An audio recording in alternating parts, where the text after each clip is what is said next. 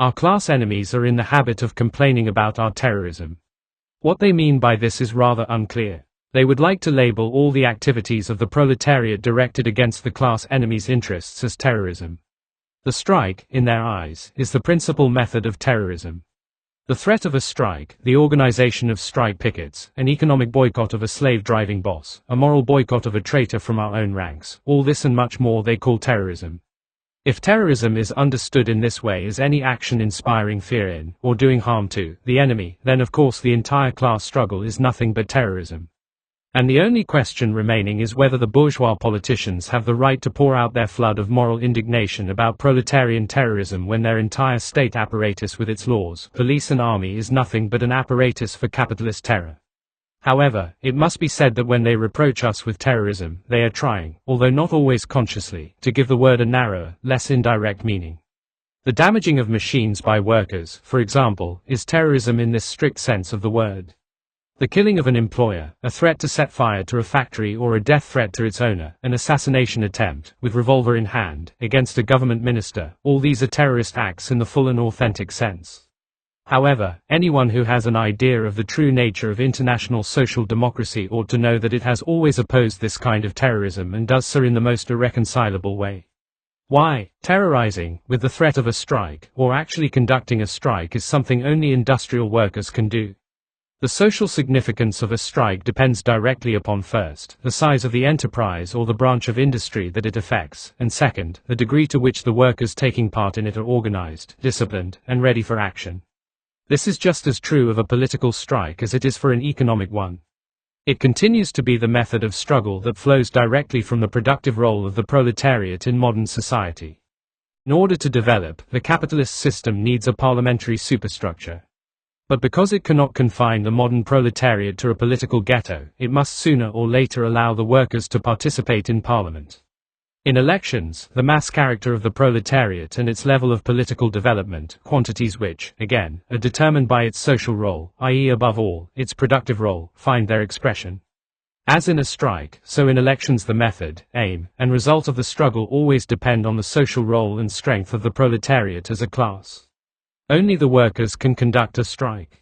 Artisans ruined by the factory, peasants whose water the factory is poisoning, or lumpen proletarians in search of plunder can smash machines, set fire to a factory, or murder its owner. Only the conscious and organized working class can send a strong representation into the halls of parliament to look out for proletarian interests. However, in order to murder a prominent official you need not have the organized masses behind you. The recipe for explosives is accessible to all, and a Browning can be obtained anywhere. In the first case, there is a social struggle, whose methods and means flow necessarily from the nature of the prevailing social order, and in the second, a purely mechanical reaction identical anywhere, in China as in France, very striking in its outward form, murder, explosions and so forth, but absolutely harmless as far as the social system goes. A strike, even of modest size, has social consequences, strengthening of the workers' self-confidence, growth of the trade union, and not infrequently even an improvement in productive technology. The murder of a factory owner produces effects of a police nature only, or a change of proprietors devoid of any social significance.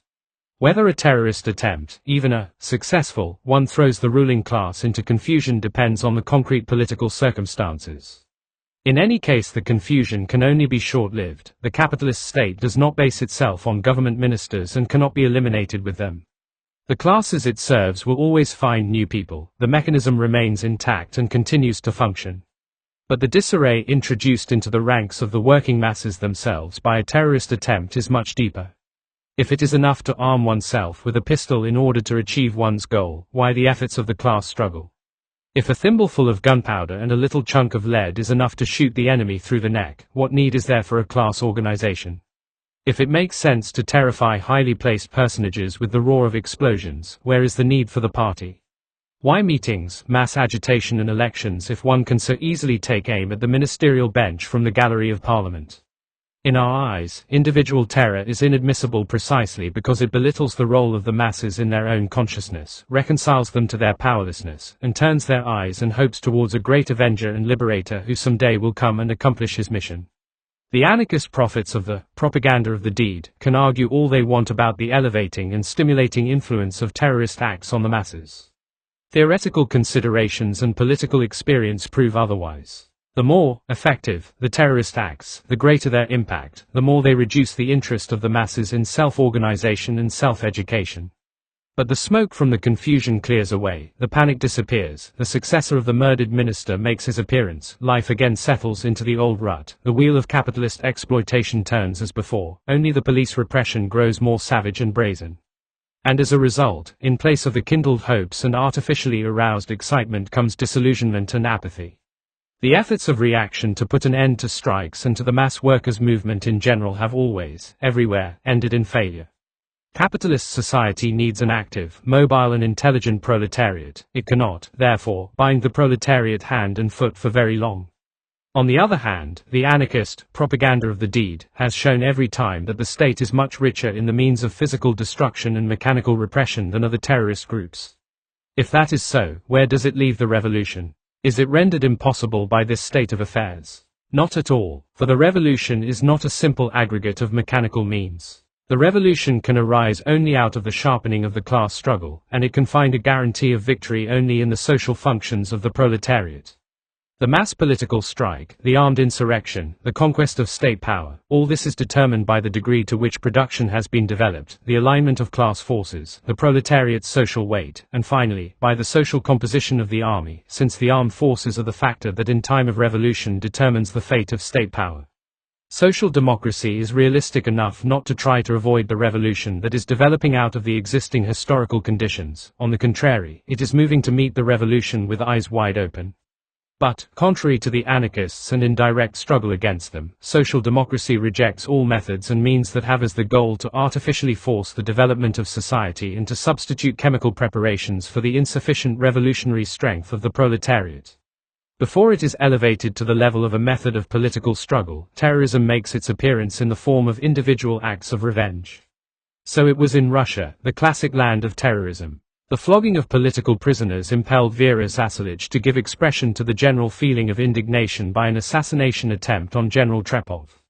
Her example was imitated in the circles of the revolutionary intelligentsia, who lacked any mass support. What began as an act of unthinking revenge was developed into an entire system in 1879–81. The outbreaks of anarchist assassination in Western Europe and North America always come after some atrocity committed by the government, the shooting of strikers or executions of political opponents. The most important psychological source of terrorism is always the feeling of revenge in search of an outlet. There is no need to belabor the point that social democracy has nothing in common with those bought and paid for moralists who, in response to any terrorist act, make solemn declarations about the absolute value of human life. These are the same people who, on other occasions, in the name of other absolute values, for example, the nation's honor or the monarch's prestige, are ready to shove millions of people into the hell of war. Today the national hero is the minister who gives the sacred right of private property, and tomorrow, when the desperate hand of the unemployed workers is clenched into a fist or picks upon a weapon, they will start in with all sorts of nonsense about the inadmissibility of violence in any form. Whatever the eunuchs and Pharisees of morality may say, the feeling of revenge has its rights. It does the working class the greatest moral credit that it does not look with vacant indifference upon what is going on in this best of all possible worlds. Not to extinguish the proletariat's unfulfilled feeling of revenge, but on the contrary to stir it up again and again, to deepen it, and to direct it against the real causes of all injustice and human baseness. That is the task of the social democracy. If we oppose terrorist acts, it is only because individual revenge does not satisfy us. The account we have to settle with the capitalist system is too great to be presented to some functionary called a minister. To learn to see all the crimes against humanity, all the indignities to which the human body and spirit are subjected, as the twisted outgrowths and expressions of the existing social system, in order to direct all our energies into a collective struggle against this system, that is the direction in which the burning desire for revenge can find its highest moral satisfaction.